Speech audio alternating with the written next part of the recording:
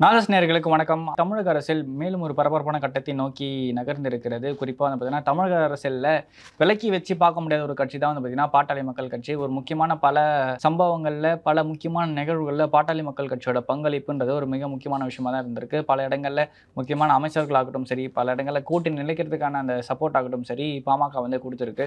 அப்படி இருக்கிறப்போ வந்து பார்த்தீங்கன்னா, அப்படிப்பட்ட ஒரு மிகப்பெரிய ஒரு இயக்கம் வந்து இன்னைக்கு 2ஆ உடையிற ஸ்டேஜ்க்கு வந்து வந்திருக்கு. அதுக்கு காரணமா வந்து பார்த்தீங்கன்னா, தந்தை, மகன் 2 பேரோட ஒரு பதவி சண்டை அப்படின்றத தான் வந்து பார்க்க வேண்டியதா இருக்கு. "என்னப்பா சொல்ற?" அப்படின்னு சொல்லி கேட்டீங்கன்னா, ஆமா காலையில இருந்து எல்லாருமே பார்த்திருப்போம்.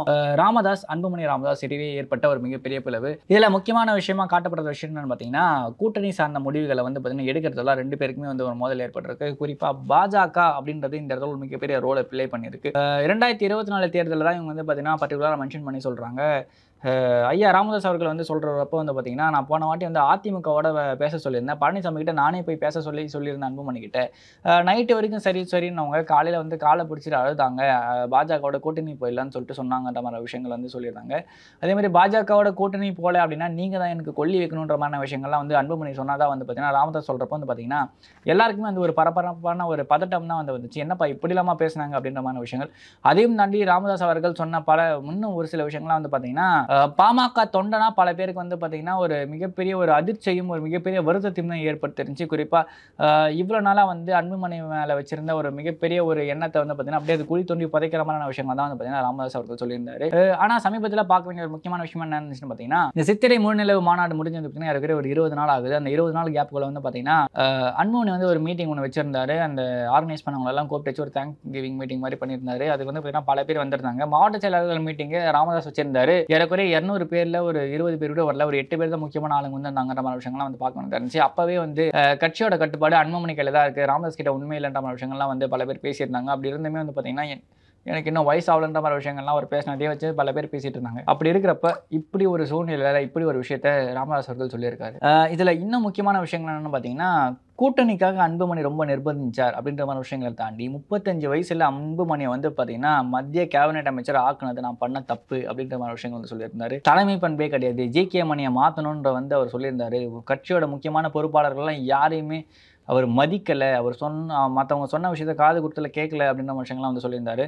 ஐயா சொன்னதுல ஒரு சில விஷயங்கள்லாம் வந்து பார்த்தீங்கன்னா, நம்ம பொருத்தி பார்க்கணும் அப்படின்னு பார்த்தீங்கன்னா, கடந்த ஆண்டு நடந்த கூட்டத்தில வந்து பார்த்தீங்கன்னா, ஜி.கே. மணி அவர்கள் சட்டப்பேரவைக்கு போணும் டைம் ஆச்சு அப்படின்னு சொல்றப்போ வந்து பார்த்தீங்கன்னா, அன்புமணி அவர்கள் அங்க போய் என்ன பண்ண போறீங்க? கோட்டைக்கு போய் என்ன பண்ண போறீங்கன்ற மாரி விஷயங்கள் கேட்டதெல்லாம் வந்து நம்ம வெளிப்படையாவே பார்த்திருந்தோம். அது மட்டும் இல்லாம ஜி.கே. மணியோட மகனான தமிழ்குமரன தான் வந்து பார்த்தீங்கன்னா, ஃபர்ஸ்ட் இளைஞரணி தலைவர் போஸ்டிங்ல வந்து வச்சிருந்தாங்க. ஆனா அவர் வந்து மாத்துறதுக்கு அன்புமணி வந்து அவர மறைமுகமா பிரஷர் பண்ணி அன்புமணி தான் மாத்துனாருன்ற மாரி விஷயங்கள் அவர தானா வந்து ரிசைன்மென்ட் போக வச்சாருன்ற மாரி விஷயங்கள்லாம் வந்து பார்த்தீங்கன்னா, ஐயா ராமதாஸ் அவர்கள் சொன்னதும், ஜி.கே. மணிய பதவியிலேருந்து மாத்திட்டு அன்புமணிய கொண்டு வரதுக்காக சௌமியா பண்ண விஷயங்களும் வந்து பார்த்தீங்கன்னா சொல்லியிருந்தாரு. இது வந்து குடும்பத்துக்குள்ள பேசி முடிக்க வேண்டிய விஷயத்த ஏன் பொது வெளியில பேசுறீங்க அப்படின்னு நம்ம சொன்னாலுமே வந்து பார்த்தீங்கன்னா, இதெல்லாம் தாண்டி மக்கள் அந்த கட்சிய நம்பி இருந்த ஏறக்குறைய பல லட்சம் தொண்டர்களுக்கு வந்து பார்த்தீங்கன்னா, இது ஒரு மிகப்பெரிய இடியா தான் அவங்களோட இதயத்தில போய் இறங்கியிருக்கு. பல இடங்கள்ல பாமகவ வந்து ஜாதிய கட்சியா அடையாளப்படுத்தினாலுமே வந்து பார்த்தீங்கன்னா, அந்த கட்சி வந்து பார்த்தீங்கன்னா, பல இடங்கள்ல சமூக நீதி சார்ந்த விஷயங்கள வந்து பண்ணியிருக்காங்க. அது எல்லாருக்கும் பண்ணாங்களா அப்படின்றத தாண்டி வந்து பார்த்தீங்கன்னா, அந்த பர்ட்டிகுலர் பீப்பிள் அவங்க யாருக்காக போராடுறதா அவங்க கிளைம் பண்ணிக்கிட்டாங்களோ, அவங்களுக்கான நீதிய பல இடங்கள்ல அவங்க வாங்கி தந்திருக்காங்க. 20% இடஒதுக்கீடு ஆகட்டும் சரி, இப்ப அந்த 10.5 இன்னும் கன்ஃபார்ம் ஆகல. அந்த 10.5 சார்ந்த விஷயங்கள் ஆகட்டும் சரி, இத பல இடங்கள்ல வந்து பார்த்தீங்கன்னா, பாமக முன்னின்று போராடி இருக்கு. அது மட்டும் இல்லாம மக்கள் நலன் சார்ந்த பல பிரச்சனைகள பாமக முதல்ல குரல் கொடுத்திருக்கு. மது ஒழிப்பு ஆகட்டும் சரி, இந்த மாரி பல விஷயங்கள்ல பாமக வந்து அவங்க தான் வந்து பார்த்தீங்கன்னா, பாயினரா இருப்பாங்க. முதல்ல இனிஷியலா அத ஸ்டார்ட் பண்ணி விடுறதே வந்து பார்த்தீங்கன்னா, அவங்கள தான் இருப்பாங்க. போன வருஷம் கூட என்எல்சில வந்து பார்த்தீங்கன்னா, அந்த மக்களுக்கு வந்து ஆதரவா வந்து அன்புமணி அவர்கள் ஒரு போராட்டம் பண்ணியிருந்தாங்க. இப்படி ஒரு மக்கள் நலன் சார்ந்து பல விஷயங்கள பண்ண கட்சி என்னப்பா பதவிக்கு அடிச்சுக்கிறாங்களே அப்படின்ற விஷயங்கள வந்து நீங்க கேட்கலாம். குறிப்பா பாமக ஆரம்பிச்சப்போ அவங்க சொன்ன ஒரு சில கொள்கை சார்ந்த விஷயங்கள் வந்து பார்த்தீங்கன்னா, நான் வந்து பதவிக்கு வரமாட்டேன். என் குடும்பத்திலருந்து யாரும் பதவிக்கு வரமாட்டாங்க. அப்படி யாராவது வந்து என் குடும்பத்திலருந்து யாராவது பதவிக்கு வந்துட்டா என்ன கட்டி வச்சு அடிங்கன்ற மாரி விஷயங்கள்லாம் ராமதாஸ் சொல்லியிருந்தாலுமே, காலப்போக்குல வந்து பார்த்தீங்கன்னா, அப்பா கட்சியோட தலைவரா இருக்கும்போது பையன் கட்சிக்கு வரது நார்மலான விஷயமா தான் பார்க்கப்பட்டுச்சு. குறிப்பா இப்ப இருக்க டிஎம்கே எடுத்துக்கிட்டாலும் அதே ஒரு பேட்டர்ன் தான். எடப்பாடி இந்த மாரி அதிமுக எடுத்துக்கிட்டாலும் ஒரு சில முக்கியமான ஆளுங்க அவங்களோட பையன கொண்டு வந்திருக்காங்க. குறிப்பா ஓபிஎஸ் வந்து ரவீந்திரநாத்த கொண்டு வந்திருந்தாரு. ஜெயக்குமார் வந்து ஜெயவர்தனவை கொண்டு வந்திருந்தாரு. இந்த மாரி பல விஷயங்கள நம்ம வந்து ஹைலைட் பண்ணி சொல்ல வேண்டியதா இருக்கு. மதிமுக வைகோவோட பையன் வந்து இப்ப வந்து திருச்சி எம்பியா இருக்காரு. நேருவோட பையன் அருண் நேரு இருக்காரு. துரைமுருகனோட பையன் கதிரானந்த் இருக்காரு. இந்த மாரி பல முக்கியமான ஆளுங்களோட மகன்கள் வந்து பார்த்தீங்கன்னா, அரசியல்ல இருக்காங்க. அதே மாரியான விஷயங்கள தான் அன்புமணியும் பார்க்கப்பட்டுச்சு. வாரிசு அரசியலான்னு கேட்டீங்கன்னா, இது ஓரளவுக்கு வந்து வாரிசு அரசியல் தான். இல்லன்னா மறுக்க முடியாது. அதையும் தாண்டி பாஜகவோட கூட்டணிக்காக பாமக உடையிறதா அப்படின்ற ஒரு கேள்வி இருக்கு. இதில் இல்லை பாஜக வந்து பார்த்தீங்கன்னா அன்புமணியை போட்டு மிரட்டி வச்சுக்கிட்டு இருக்கு. இந்த வாட்டி கூட்டணி போலன்னா வந்து பார்த்தீங்கன்னா அன்புமணியை தூக்கி அந்த சிபிஐ கேஸில் உள்ள வச்சிருவாங்கன்ற மாதிரி விஷயங்கள்லாம் பரவலாக வந்து பேசப்பட்ட விஷயம் தான். இது வரைக்கும் அந்த கூட்டணி எல்லா விஷயங்களுமே வந்து பார்த்தீங்கன்னா 2014 எலெக்ஷன் வந்து எல்லாருக்குமே ஞாபகம் இருக்கும். தமிழ்நாட்டில் வந்து பார்த்தீங்கன்னா ஏடிஎம்கே டிஎம்கேவை தவிர்த்து பிஜேபி ஒரு அலையன்ஸ் நடந்துச்சு. அந்த பிஜேபி அலையன்ஸில் பாமக இருந்துச்சு. அப்போ அந்த கூட்டணியில் அன்புமணி அவர்கள் தர்மபுரியில் ஜெயிச்சிருந்தாரு. அவர் ஜெயிக்கிறதுக்கு இன்னொரு காரணம் இளவரசன் திவ்யா அந்த அந்த வழக்குன்னு சொல்லப்பட்டாலுமே வந்து பார்த்தீங்கன்னா பாமக ஜெயிச்சிருந்துச்சு. 2 இடம் மட்டும்தான் வந்து பார்த்தீங்கன்னா அதிமுக தோற்றுச்சு. DMK full wash out. தர்மபுரியில் வந்து பார்த்தீங்கன்னா பிஜேபி அலையன்ஸில் பாமக ஜெயிச்சிருந்துச்சு. அதுக்கப்புறமா இவர் வந்து பொன் ராதாகிருஷ்ணன் அவர்கள் கன்னியாகுமரியில் ஜெயிச்சிருந்தார். இவங்க 2 பேர் மட்டும்தான் நான் ஏஐஏடிஎம்கே எம்பி. அப்படி இருக்கிறப்ப 2014 இவரால் ஜெயிக்க முடிஞ்சது. 2019 வந்து பார்த்தீங்கன்னா பாமக பாஜக கூட்டணியில் தான் வந்து பார்த்தீங்கன்னா நிற்கிறாரு. அதிமுகவும் கூட இருக்குது. அப்படி இருக்கிறப்ப 2019 அன்புமணியால் ஜெயிக்க முடியல. இதையா கேட்டேன்னு சொல்லிட்டு அன்புமணி வந்து பார்த்தீங்கன்னா மேடையில் உடஞ்சி அழுறதெல்லாம் பார்த்து வந்து பல பேர் வந்து ரொம்பவே வந்து சொல்லியிருந்தாங்க. அட்லீஸ்ட் அந்த மனுஷனாவது ஜெயிச்சிருக்கலாம் அப்படின்ற விஷயம் வந்து சொல்லியிருந்தாங்க. அதை தாண்டி 2021 ஏறக்குறைய அதே ஒரு சூழ்நிலை தான். ஆனால் இந்த வாட்டி வந்து பார்த்தீங்கன்னா அன்புமணி எலெக்ஷன்லேயே நிற்கலை. ஆனால் அவருக்கு பதிலாக வந்து பார்த்தீங்கன்னா அதே தர்மபுரி தொகுதியில் சௌமியா அன்புமணி நின்னாங்க. ஃபஸ்ட்டு ஒரு கேண்டிடேட்டை போட்டாங்க. அதுக்கப்புறம் சௌமியா அன்புமணியும் வந்து நின்னாங்க.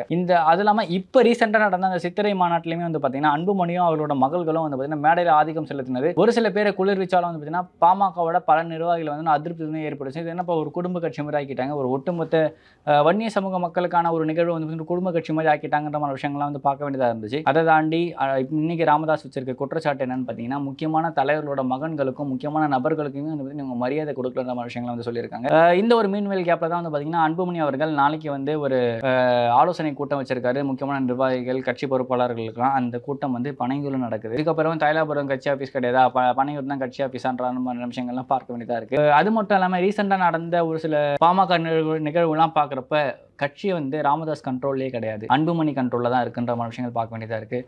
ஒருவேளை அன்புமணி டைரெக்டாக கட்சியை டேக் ஓவர் பண்ணி போகிறாரு ராமதாஸை தவிர்த்து விட்டு அப்படின்றப்போ ஜிகே மணி, அட்வொகேட் பாலு, வடிவேல் ராவணன் இவங்களை போன்ற முக்கியமான மூத்த நபர்கள்லாம் யார் பக்கம் நிற்பாங்கன்ற ஒரு கேள்வி இருக்குது.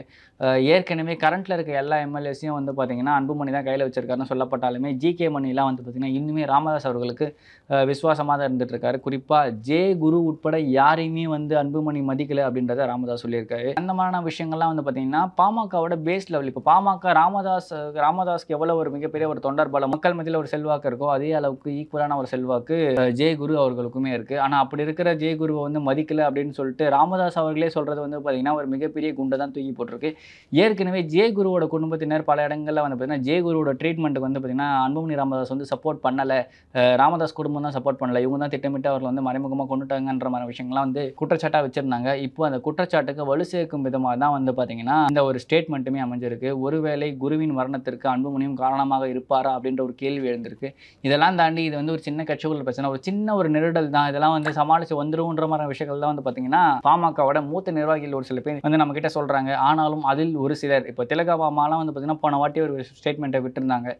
அதுக்கு வடிவேல் ராவணன் ஒரு ஸ்டேட்மெண்ட்டை விட்டுருந்தாரு. இன்றைக்கி திலகவாமா சொன்னது என்னன்னா ஐயா தான் கையை காமிச்சு விட்டார், இப்போ ஐயாவே இந்த மாதிரி பேசுகிறாரு, இதெல்லாம் வந்து எங்களால் தாங்கிக்க முடியல, அன்புமணி பின்னாடி தான் நாங்கள் வந்து கட்சியை பலமாக நடத்திக்கிட்டு இருக்கோன்ற மாதிரி விஷயங்கள்லாம் வந்து சொல்கிறது.